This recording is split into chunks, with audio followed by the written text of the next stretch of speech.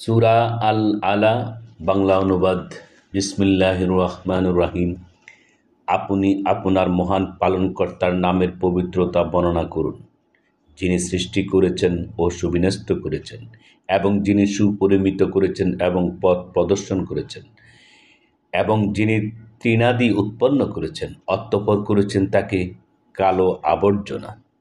আমি আপনাকে পাঠ করাতে থাকব, ফলে আপনি বিস্মৃত হবেন না। আল্লাহ যা ইচ্ছা করেন তা ব্যতীত নিশ্চয়ই তিনি জানেন প্রকাশ্য ও গোপন বিষয়। আমি আপনার জন্য সহজ শরীয়ত সহজতর করে দেব। উপদেশ ফলপ্রসূ হলে উপদেশ দান করুন। যে ভয় করে সে উপদেশ গ্রহণ করবে, আর যে হতভাগা সে তা উপেক্ষা করবে।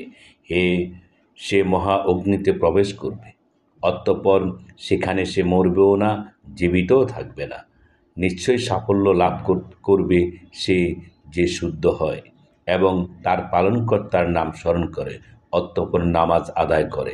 বস্তুত তোমরা পার্থিব জীবনকে অগ্রাধিকার দাও, অথচ পরকালের জীবন উৎকৃষ্ট ও স্থায়ী। এটা লিখিত রয়েছে পূর্ববর্তী কিতাবসমূহে, ইব্রাহিম ও মুসার কিতাবসমূহে।